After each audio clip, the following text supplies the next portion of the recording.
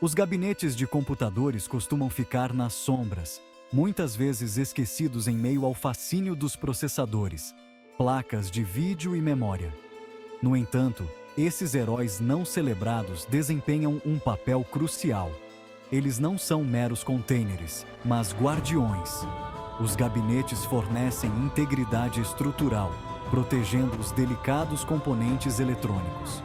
Eles protegem contra a interferência eletromagnética, garantindo uma operação estável. Além disso, os gabinetes facilitam o resfriamento, evitando o superaquecimento e prolongando a vida útil. De suas origens humildes aos designs sofisticados de hoje, os gabinetes de computadores evoluíram em conjunto com os avanços tecnológicos. O início da computação foi marcado pela chegada dos mainframes, máquinas colossais que ocupavam salas inteiras.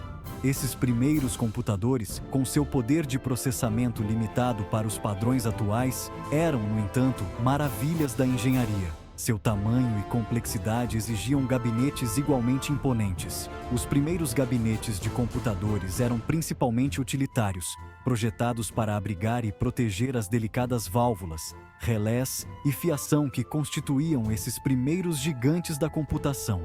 Construídos com materiais industriais como o aço e apresentando designs simples e quadrados, esses gabinetes iniciais enfatizavam a funcionalidade em detrimento da estética.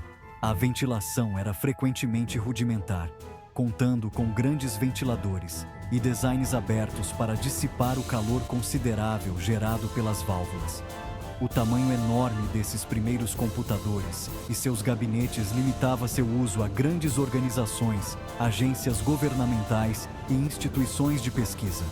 O desenvolvimento do transistor no final dos anos 1940 marcou um momento crucial na história da computação. Essa invenção revolucionária permitiu a miniaturização de componentes eletrônicos. À medida que os transistores substituíam as válvulas volumosas, os computadores se tornaram menores, mais eficientes e mais confiáveis.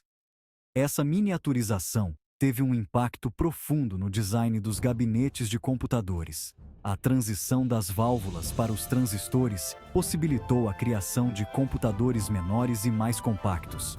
Isso, por sua vez, levou ao desenvolvimento de gabinetes de computadores menores e mais práticos. Esses gabinetes, embora ainda principalmente funcionais, começaram a incorporar designs mais refinados e sistemas de ventilação aprimorados. A era dos computadores do tamanho de uma sala estava gradualmente dando lugar a uma nova era de máquinas de computação menores e mais acessíveis. A década de 1960 testemunhou uma mudança significativa no cenário da computação com o advento dos mini-computadores. Menores e mais acessíveis do que seus predecessores de mainframe, os mini-computadores trouxeram o poder da computação para um público mais amplo. Essa nova geração de computadores inaugurou uma era de gabinetes de computadores mais compactos e práticos. Não exigindo mais salas inteiras, os mini-computadores podiam caber confortavelmente em escritórios e laboratórios. Os gabinetes de computadores dessa época refletiam a tendência à miniaturização. Eles eram significativamente menores do que seus equivalentes de mainframe, geralmente assumindo a forma de grandes armários ou mesas. O metal permaneceu o material preferido, mas os designs se tornaram mais refinados.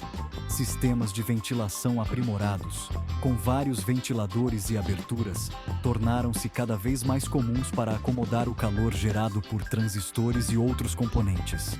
A introdução dos circuitos integrados no final da década de 1960 impulsionou ainda mais a tendência de miniaturização.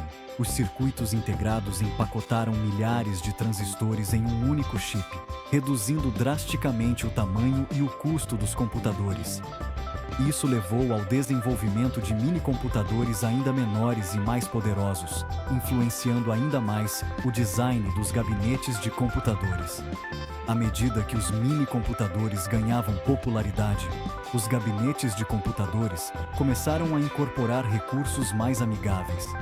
Controles no painel frontal, luzes indicadoras e painéis removíveis para facilitar o acesso aos componentes internos tornaram-se cada vez mais comuns. O foco estava mudando de gabinetes puramente funcionais para designs que consideravam a praticidade e a acessibilidade.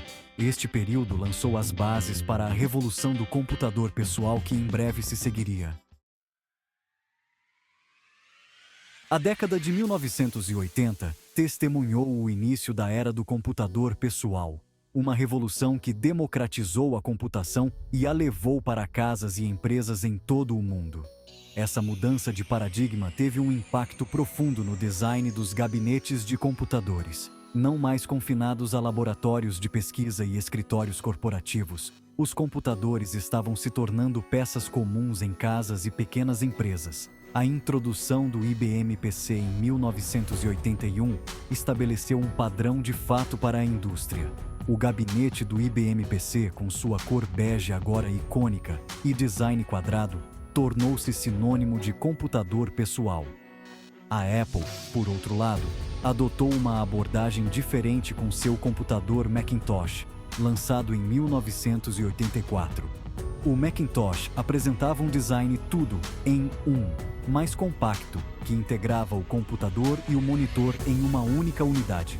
A ascensão do PC levou a um aumento na demanda por gabinetes de computadores.